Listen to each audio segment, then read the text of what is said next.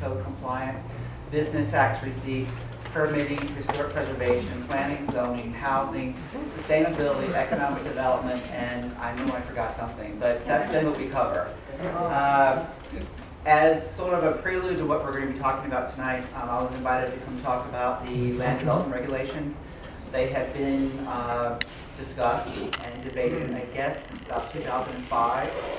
At that time, the city collectively chose to hire a series of consultants to do a master plan review of the city's current planning, its long-range goals, its comprehensive plan, and its current zoning. Speeding forward 7 years, when I arrived at the city 2 years ago, we were still discussing the land development regulations, what was going to happen with those. The city had adopted a comprehensive plan, which seemed to be a little bit convoluted. So we began in earnest with the planning board and the historic preservation board meeting once a month to see what we could craft from land development regulations, which is a replacement to our current zoning code, which hasn't actually been updated wholesale since the late 1970s, early 1980s. So it's quite out of date. There are a lot of people who are unhappy with it, how it works. It's been in conflict with our comprehensive plan for almost a decade. It's been in conflict with our master plan when it comes to the major thoroughfares, which govern how you develop along Lake Lucerne, 10th Avenue North, 6th Avenue South, Lake Worth Road, Federal Highway, Dixie Highway. So following those monthly meetings, we had sort of a meeting with the City Commission last January where we kind of went over the progress that we had made. And we had actually come up with the general parameters for what became the revised land development regulations. And I hope I don't get everybody confused, but there's basically three things that we're floating around. The current zoning as we have today, the proposed land development regulations, which were initially drafted in 2007, and now we have this new revised set that are getting very close to being drafted. The first big step that the City Commission took was an adoption of the future land use element of the comprehensive plan, which that map is shown up here. It essentially maps out the future growth patterns of the city, where we want to see commercial development happen, where we want to see single-family residential, where we want to see mixed use. The major accomplishments of that adoption were the identification of what are called transit-oriented development districts, where we're proposing that if things happen the way they're supposed to be, we will have transit provided along the FEC tracks in the next 10 years.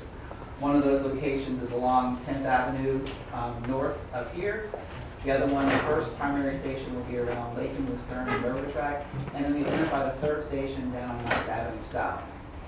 FEC, what is it? Florida East Coast Railroad. We have two railroad tracks, the CSX, which is west of 95, where Tri-Rail runs now, and the FEC, Florida East Coast Railroad, where we just have cargo right now.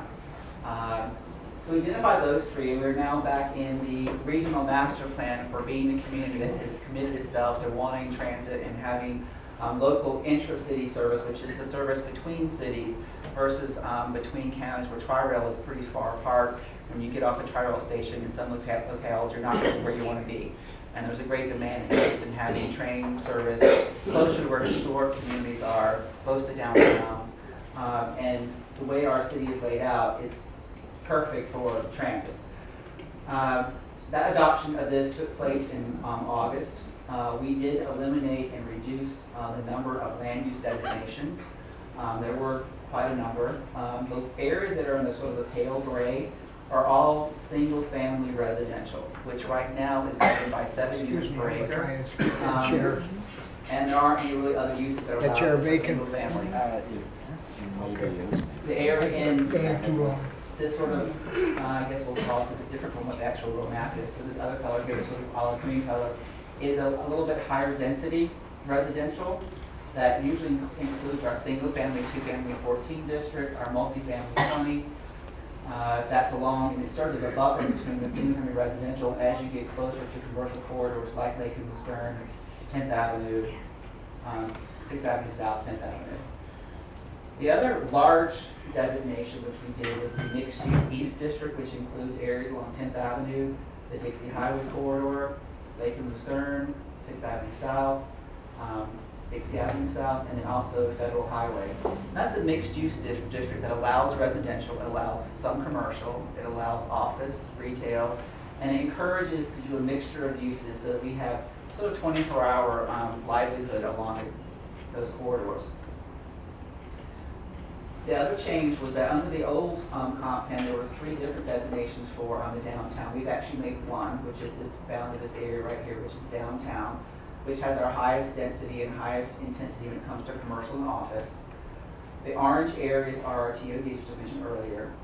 The light gray has been identified as an artisanal industrial zone. Right now, most of this area is zoned high intensity, high traffic industrial. And it really doesn't need to be that way because as you can tell, you've got single family and residential on both sides. Why this ever was developed as higher traffic industrial, I can't answer. So we have moved the higher intensity industrial to the Park of Commerce, which right now is low intensity industrial. Along both of the western commercial corridors, we have a mixed use west district, which allows, again, a mixture of uses at a higher intensity and density than the ones in the east. We have a western TOD around the CSX tri-rail station.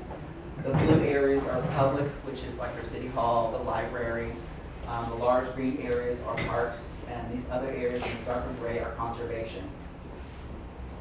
Can you go to the current zoning map, which is in that folder?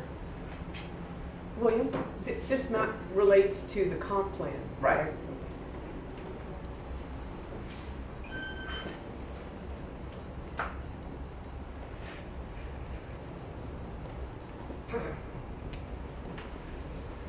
So this is our existing zoning map as it looks today. And you'll notice that there's a lot of things going on there for a lot of districts. We have superimposed the historic districts over the zoning. What you will notice is that because many of the areas east of the city are historic, we identify that some of the uses and densities that were allowed under the old comp plan and the current zoning are not compatible with what is actually there on the ground. So if you can remember how the future land use map looked, this area here has actually pulled back as well as this one. So we're actually increased the area of single-family residential land use in the city by pulling this back and being respectful for what actually is there. Because this area here is a historic district. There's one here. There's a downtown. There's this one, the South Palm, the Lucerne one. And there are other areas of the city that over time are highly likely to be eligible to be historic districts. The hatched area is an overlay zone for the arts overlay. And you'll notice a sporadic zoning that's out here that's industrial, mixed use. There's trailer parks, and then some areas that are not in actually the city anymore, which are the blank ones. If you go to the proposed zoning, part of our efforts in going from the proposed zoning to the revised zoning was actually reducing the number of zoning districts so that we don't have it as complicated as what it was. When we started, there were over 30 zoning districts. Zoning revised. So we reduced that, but having little caveats in certain districts that respect the fact that Federal Highway is different than 10th Avenue North, which is different than 6th Avenue South, and different from Dixie Highway. So you'll notice that the boundaries of the historic district have been maintained. The areas of single-family residential have gotten bigger. The buffer areas of going from multifamily 20 multifamily 30 to the downtown are smaller, so that transition area is smaller, but it also respects the kinds of architecture and developments already happening in these areas down here. We did the same thing on the north side. There is a large area of single family, 2-family, 14 that was kept in place, and the only way to get to a 2-family residence is to have a larger lot, which in most cases doesn't happen. The large purple kind of area is the Park of Commerce industrial, and then you'll see this new zoning, which is the mixed use west, which will go along 10th Avenue and along Lakesworth Road. We have the mixed use districts along 10th Avenue North, 6th Avenue South, the whole Dixie Highway corridor, this small area of Federal Highway, and then there's a subsequent district, which is the mixed use Federal Highway, which is along here, which is very similar to what we have now, which is generally residential, some professional office, but not intensive retail like we have in these two areas here. And then you've got the pink, which is the downtown, which most of it actually is in the historic district. And that's where our historic downtown is, where our more intensive office and retail are. And then also, during the discussions of the comprehensive plan, There was a recommendation or a question asked that could there be a hotel district east of Dixie Highway?